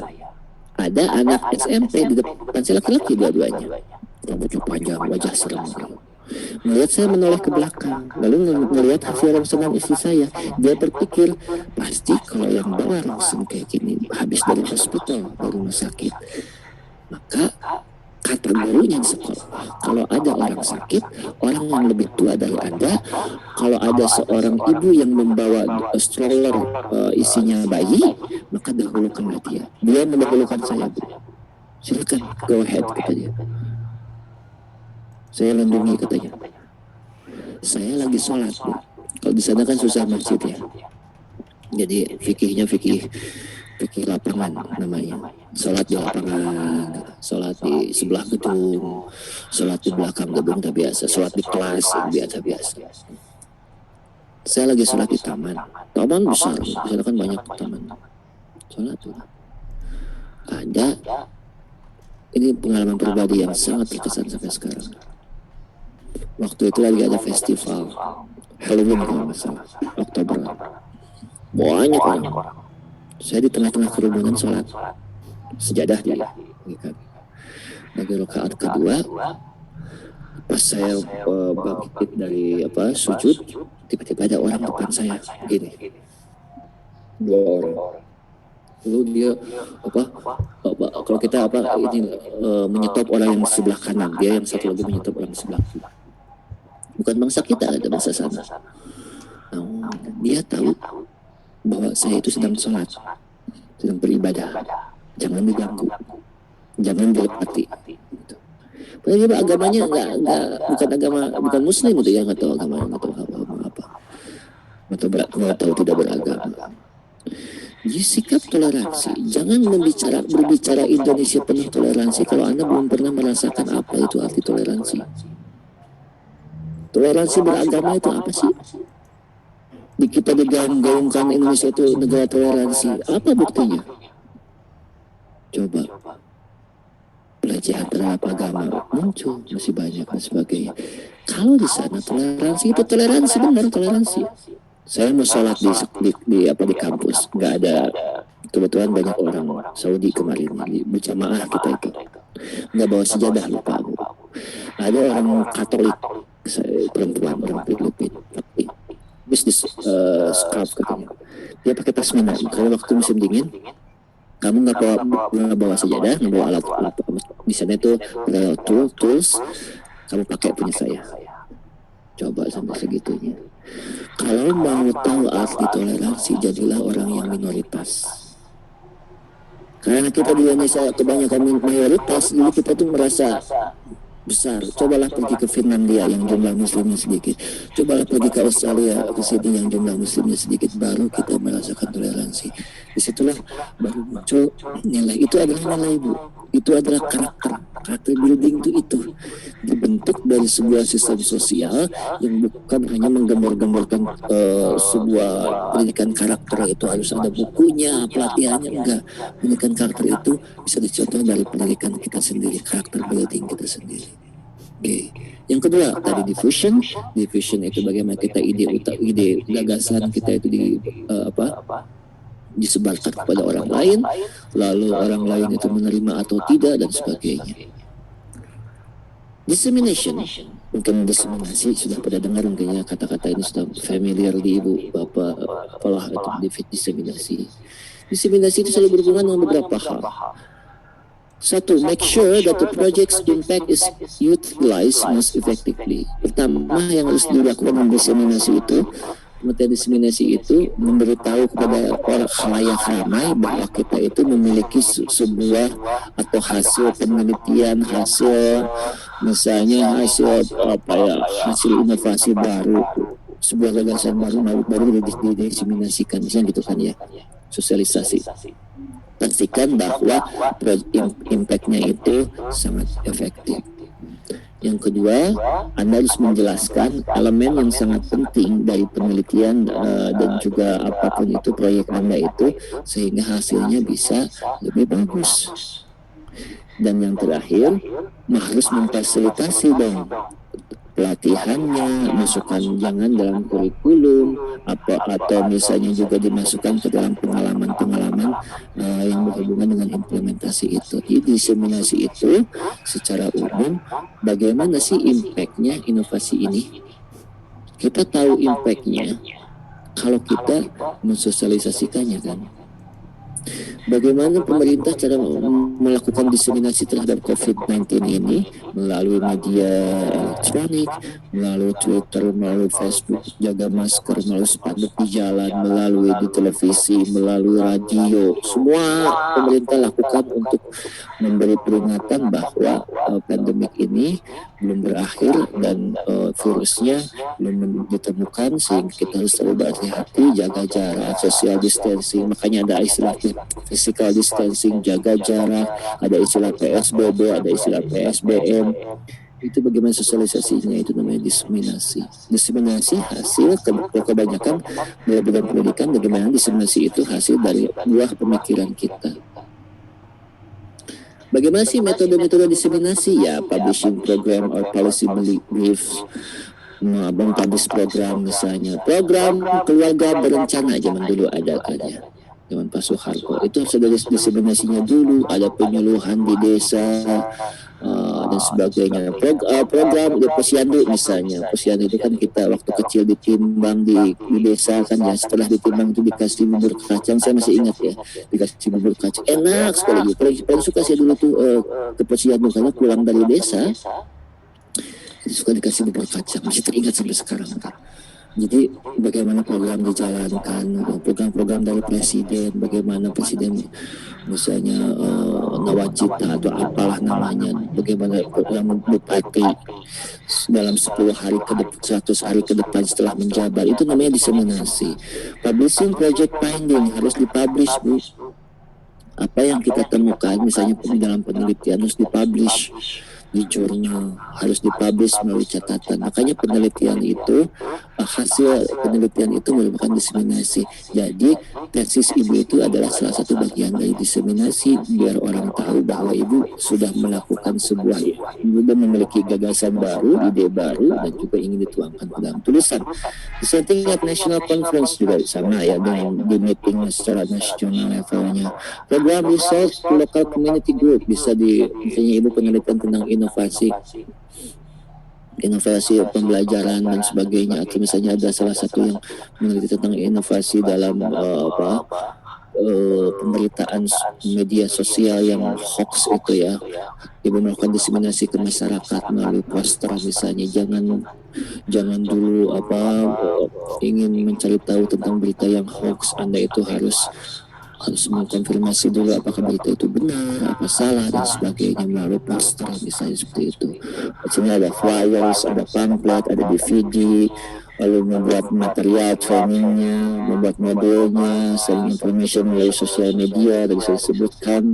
Lalu juga banyak ya, di sini website juga bisa dilakukan, local radio juga bisa dilakukan. Misalnya ada penelitian yang membuktikan bahwa jahe merah bisa mengobati, bisa meningkatkan imun di tubuh kita. Maka diseminasikanlah dia misalnya di radio, sehingga orang-orang menjadi pengen beli jahe merah, sehingga jahe merah nanti komoditasnya semakin tinggi, demandnya semakin tinggi dan semakin mahal dan sebagainya.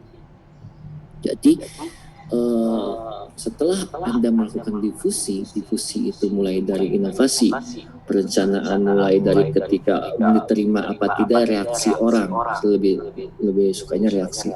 Lalu kita memutuskan. Setelah memutuskan sesuatu baru kita mengimplementasikan, dan terakhir adalah evaluasinya. Lalu kita setelah itu melakukan diseminasi.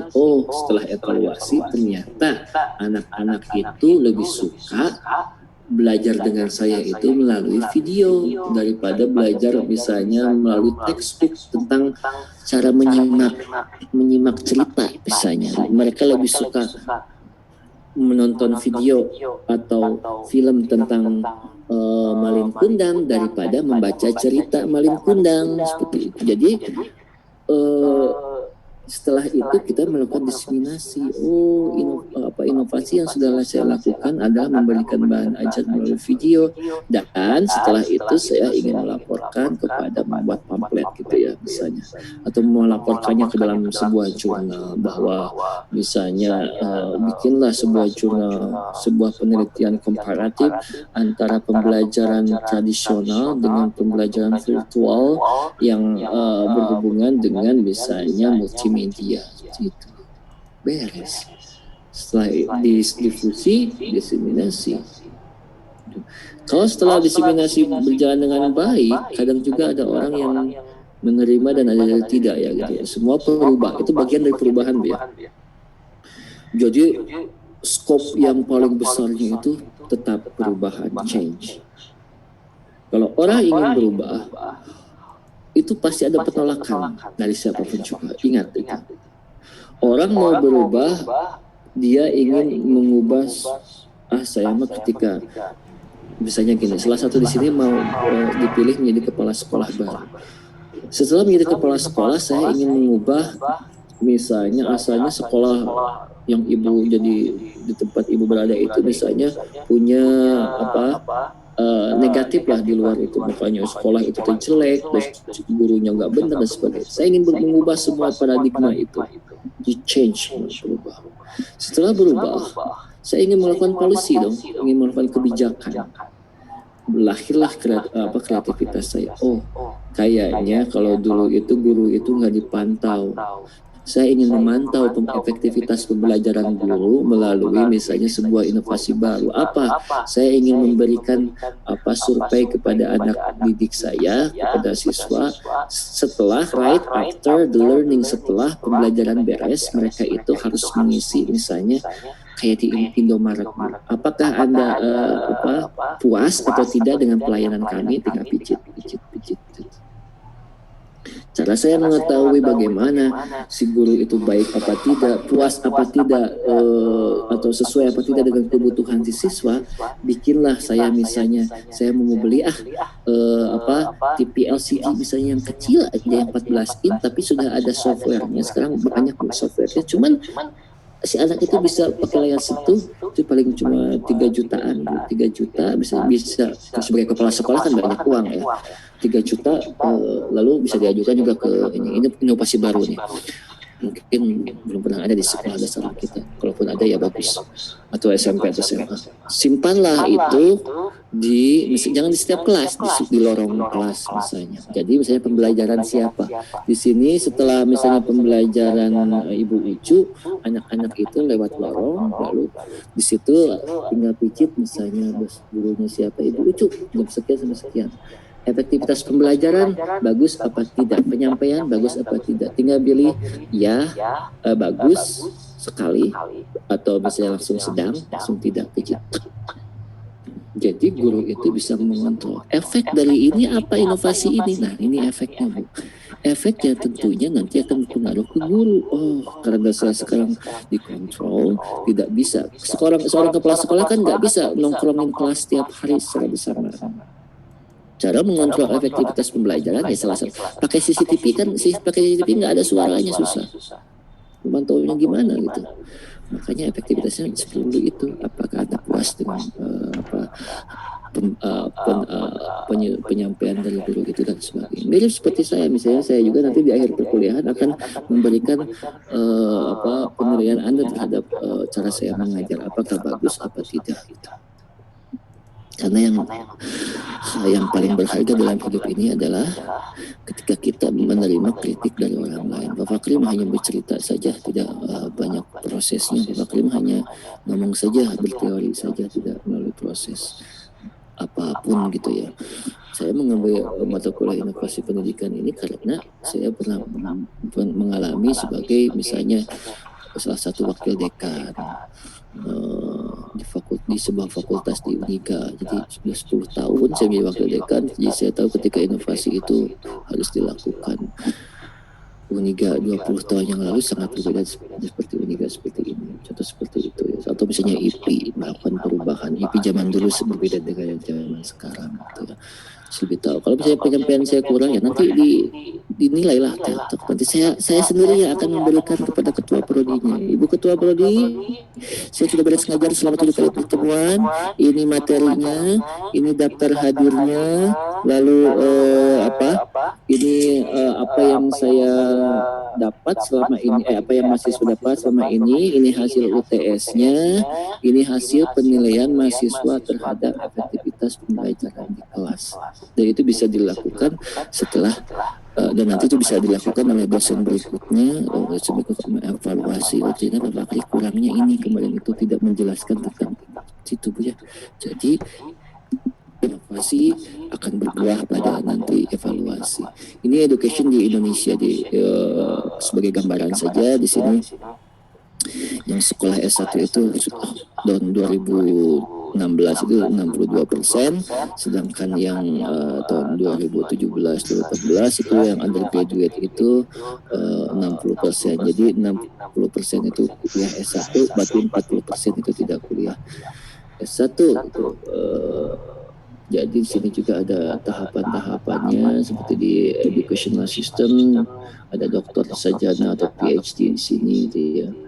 Mulai dari sekolah dasar lalu bisa masuk ke junior secondary education, bukan junior di sana bilangnya secondary education, lalu ada secondary education itu kalau di luar negeri itu sama SMP dan SMA gitu ya. Jadi high school itu SMP dan SMA, bukan hanya SMA. Jadi langsung bisa ngambil diploma di sini dan sebagainya. Oke, itu hanya gambaran saja bagaimana pendidikan kita. Nih language instruction-nya masih bahasa Indonesia, academic year-nya ini Juni-Juli dan sebagainya. Compulsory education, completion of grade 9. Ketika dia mendapatkan compulsory education atau wisuda itu harus beres dulu selama pendidikan 9 tahun. Mungkin itu yang disampaikan hari ini. Kalau ada pertanyaan silahkan, dengan senang hati saya ingin menjawab pertanyaan tersebut. Silahkan.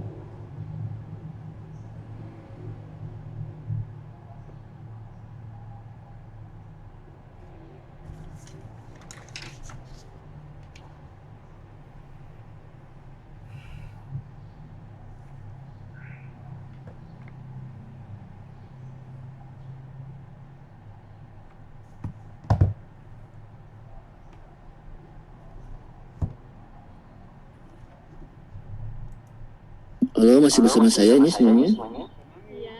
Masih Pak. Silakan kalau ada yang mau bertanya, Bu. Masih Pak.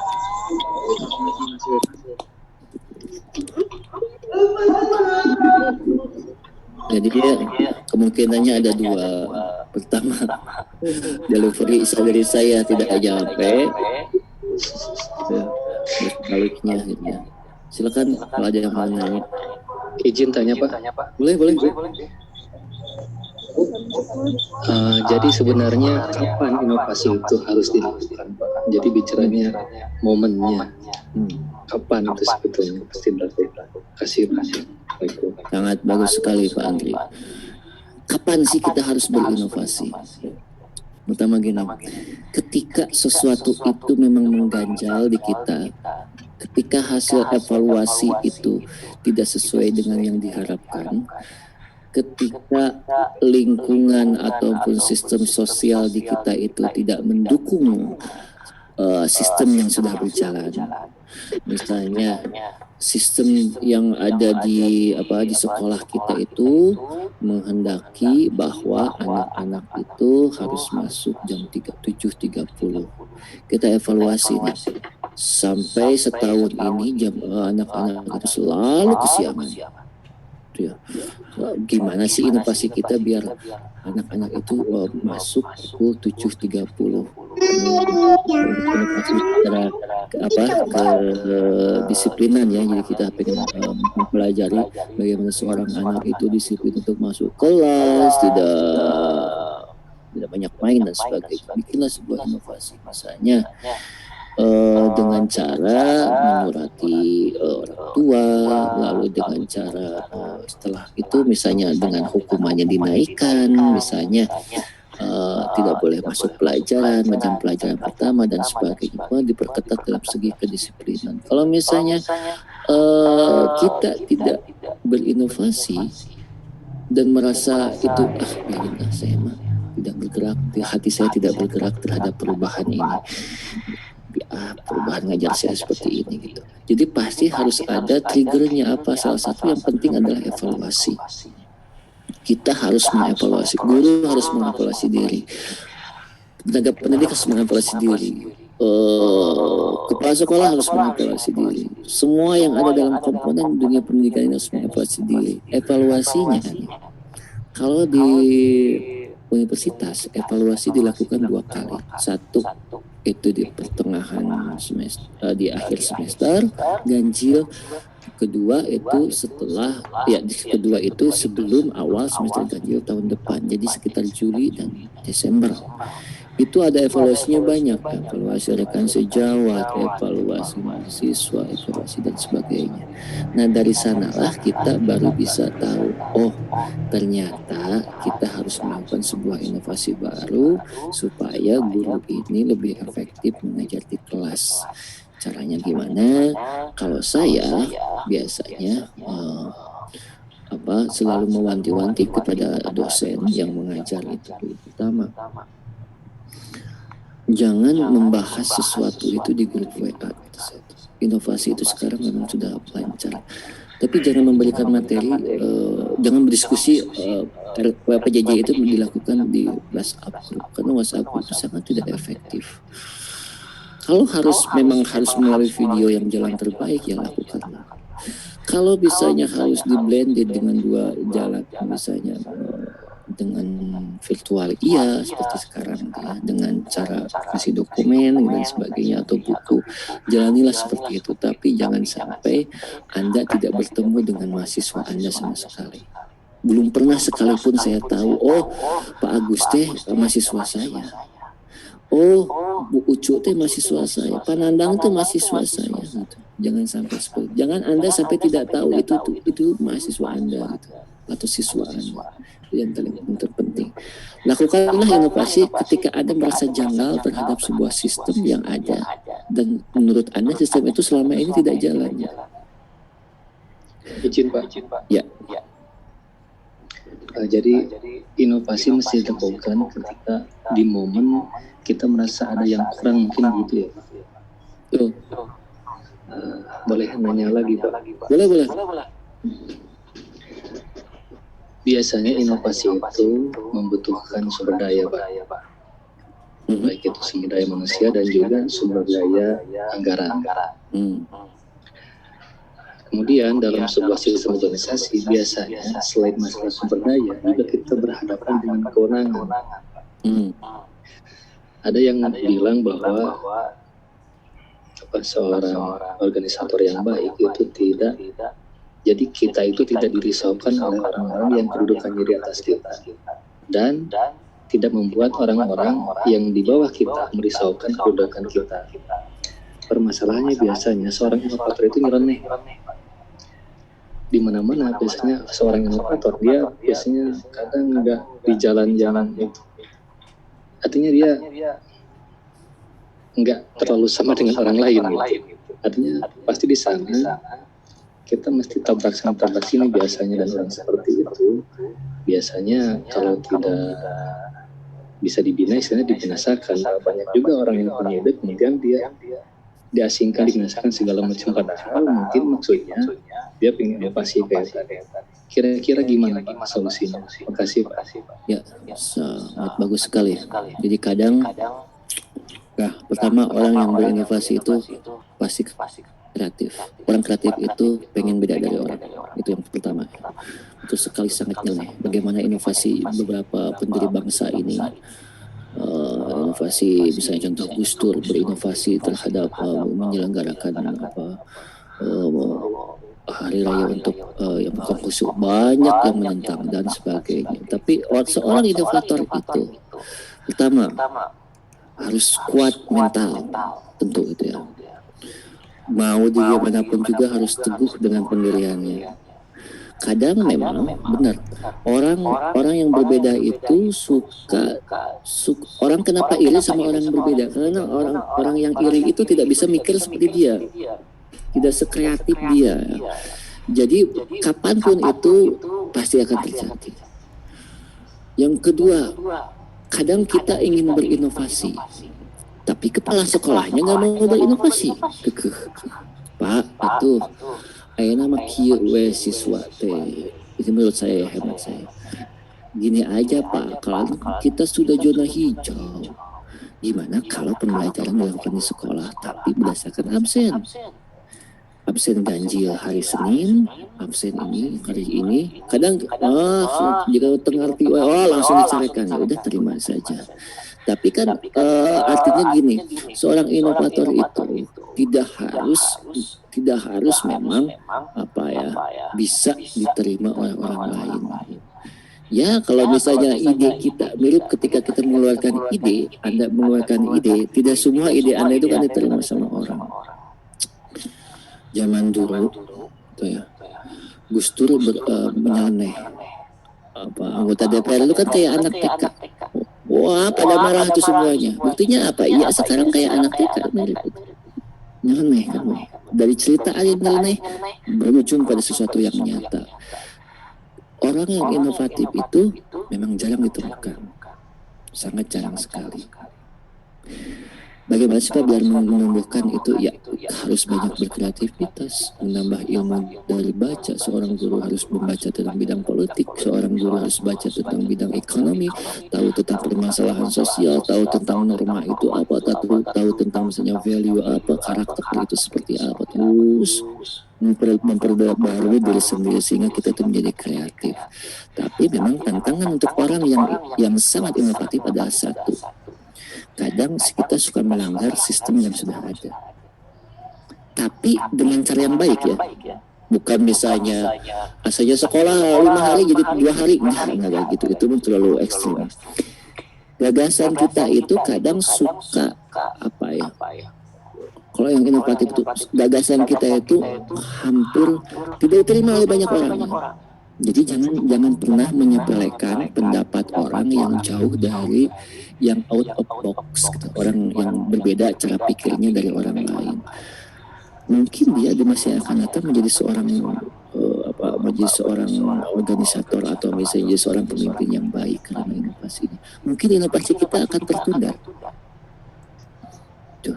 Dulu ya pengalaman saya 6 tahun yang lalu saya sudah menggembor-gemborkan dosen harus nulis di jurnal yang terakreditasi. Dulu masih terakreditasi, sekarang ada Sinta 1, Sinta 2 harus menulis di jurnal internasional. Buat apa? Bukan hanya buat kami tapi juga buat Anda sendiri untuk kenaikan pangkat menjadi dokter, menjadi profesor kah, atau mau menjadi lektor kepala atau sertifikasi.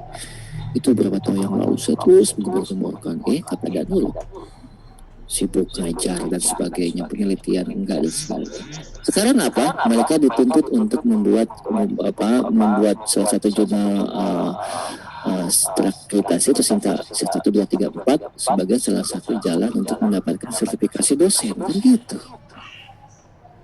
Dulu saya inovasi, ya udah kalau begitu, kalau nggak tahu ya saya kasih linknya nih, saya punya jurnal, saya kasih jurnal semuanya, saya download jurnal, saya download bukunya, kasih ke dosen, malah nggak dibaca.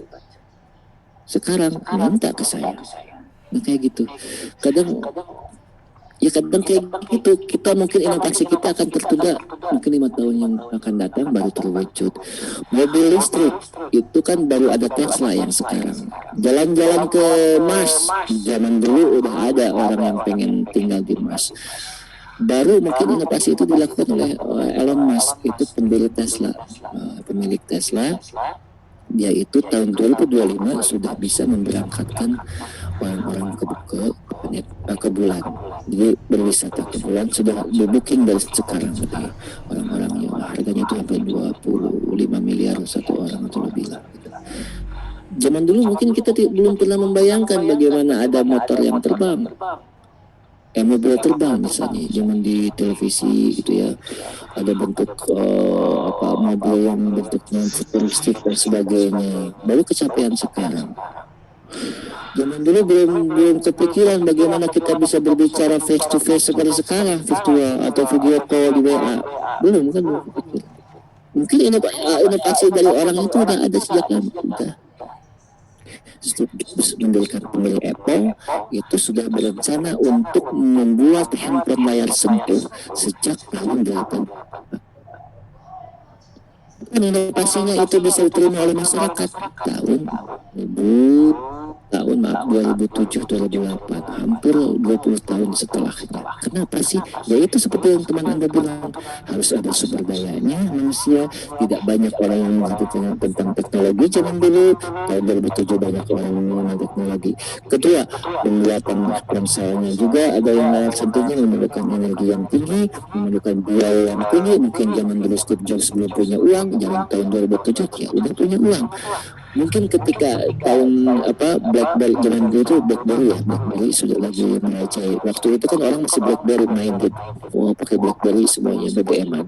Setelah Steve Jobs datang, pertama kali ini sebut naon sih, handphone bisa dilihat. Orang-orang mulai positif nih mereview dia, difusinya bagus, ketika jadi diseminasinya bagus, melalui presentasinya bagus, melalui prakteknya bagus, melalui video, melalui dan sebagainya bagus. Orang-orang berminat. Mana sekarang BlackBerry? Nggak ada. Mana sekarang Nokia? Mati. walaupun sekarang hidup lagi Nokia ya, tapi tidak akan bisa menyaingi layar sentuh seperti yang dilakukan oleh Samsung dan iPhone. Nah itu kadang tertunda. Mungkin inovasi kita kalau terganjal masalah perizinan atau administratif, itu tetap berpendirian terhadap inovasi yang akan kita lakukan, tapi mungkin terwujudnya nanti tertunda. Sebuah keindahan itu tidak harus dilakukan pada waktu itu juga. Ada sebuah keindahan yang sangat tertunda, yaitu bagaimana orang-orang bisa menerima inovasi yang kita lakukan. Mungkin itu jawaban dari saya. Mohon maaf bila kurang memuaskan. Ada lagi satu pertanyaan sebelum kita mengakhiri. Ada Pak, ada. Silakan. Nah, ada Pak. Begini. Mohon maaf Pak, mau bertanya, minta izin bertanya. Boleh. Bagaimana inovasi kita ditolak oleh stakeholder pimpinan Pak? Apakah berarti ide kita itu dianggap tidak bagus? Dan haruskah kita menyerah dan mencari ide lain Pak? Begitu dari saya. Terima kasih. Oke, sebuah ide atau gagasan pertama kita harus tahu siapa yang akan mengambil untung dari gagasan kita, stakeholder. Siapa yang akan mengambil manfaat dari gagasan kita, siswa. Siapa yang akan mengambil manfaat kepala sekolah. Kita harus tahu dulu, menelusuri dulu siapa orangnya. Seperti kata Steve Jobs, ketika saya menciptakan iPhone layar sentuh itu, didikan pertama saya adalah anak muda usia 20-30 tahun. Jadi kita harus tahu dulu, nih, wah, udah dilakukan. Anda itu udah melakukan inovasi, masih terbentur, stakeholder masih ini. Apakah saya harus menyerah? Tidak. Gunakanlah cara yang lain ketika Anda melakukan diseminasi, terus melakukan sosialisasi ke masyarakat, terus melakukan semua bahwa inovasi saya ini bakal berguna dan sebagainya. Terus jangan menyerah sampai di titik itu. Atau mungkin Anda harus mengevaluasi lagi inovasi yang sudah Anda lakukan. Apakah sudah ada yang sama? Apakah sama dengan yang lain? Apakah misalnya ini berbeda tapi orang lain belum tentu menerimanya dengan baik gitu? Apakah ini merupakan bisa mengubah seseorang itu menjadi buruk setelah inovasi yang saya lakukan atau tidak? Terus semua inovasi yang kita lakukan harus ada plus dan pasti ada plus minusnya ya. Tapi kita harus memperhitungkan dengan strategi yang pertama adalah dengan cara how to be a good innovator, bagaimana cara menjadi seorang inovator yang bagus, tapi juga dalam hal yang lain juga orang-orang menerima kita. Mungkin penyampaian kitanya yang kurang, mungkin kitanya ketika presentasi tentang inovasi yang kita lakukan kurang meyakinkan mereka. Jadi yang pertama kali untuk melakukan inovasi, yang pertama adalah targetnya mau siapa, itu.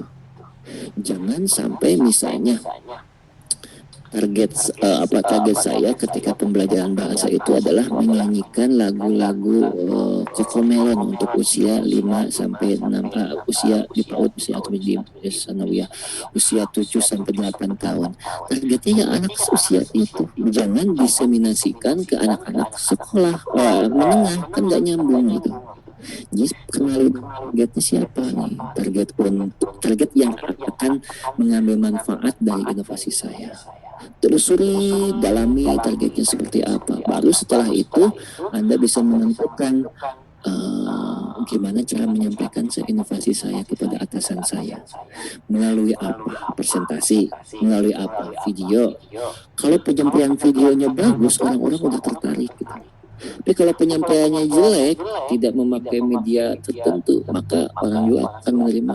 Kan gini, ketika yang datang ke kampus Uniga misalnya, kemarin itu ada yang datang Jinan. Jadi si anak itu, jadi setiap dekan dan wakil dekan dimanapun itu berada bisa mendatangi dokumen atau file secara online langsung gitu dengan memakai barcode. Jadi cukup, atau misalnya ada bimbingan, Anda tidak bisa ketemu dengan pembimbing Anda.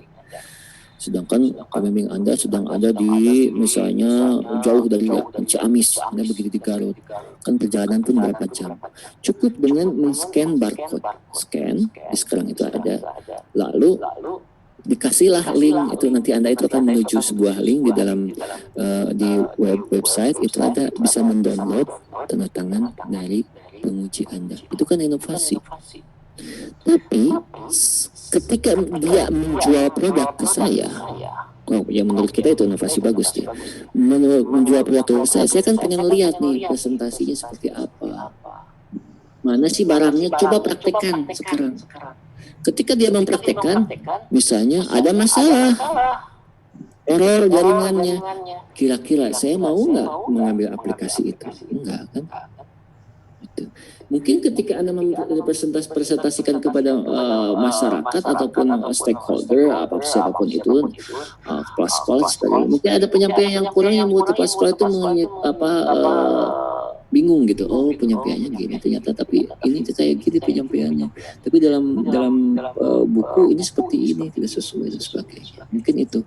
Perhatikan dulu siapa stakeholdernya, how to implement, bagaimana mengimplementasikannya, dan bagaimana menyebarkannya ke dunia, kepada orang lain supaya bisa menerima seperti gagasan. Tidak sama. Jadi gini, kata orang Sunda itu, tong make baju, batur mah teu bisa make baju anu ku urang biasa dipakai sapopoe gitu. Ngerti nggak apa istilah? Orang lain itu belum tentu bisa mengerti belum tentu bisa mengerti gagasan yang seperti yang kita utarakan. Jadi jangan berharap banyak pada orang lain, karena baju kita tidak akan sama pada orang lain. Baju saya tidak akan muat di Pak Pandi. Mungkin bisa muat di Pak Pandi, tapi mungkin tidak akan sesuai di Pak Pandi. Mungkin ide saya bisa sama dengan orang lain, tapi belum tentu bisa seefektif mungkin atau seperti sepemikiran dengan Pak Pandi gitu. Ide kita belum tentu bisa diterima dengan orang lain. Gagasan kita belum tentu disamakan dengan orang lain. Gitu. Jadi harus siap-siap seorang inovator itu dicaci maki, dijelek-jelekin, dijauhin sangat betul sekali, lalu mungkin dipidanakan, pokoknya dijahatin, udah biasa. Tapi kita harus teguh dengan pendirian kita. Saya mau mengubah cara belajar, cara pembelajaran jarak jauh ini dengan menggunakan video atau link. Silahkan. Berpegang teguhlah dengan apa inovasi yang mungkin Anda lakukan selama ini. Mungkin inovasi itu bisa diterima oleh orang lain mungkin tahun depan, mungkin 2 tahun lagi. Oh benernya kata cek si Pak Pandi 2 tahun kamari mah bener ngajar teh harus make iya bener saya kerasa. Nah itu.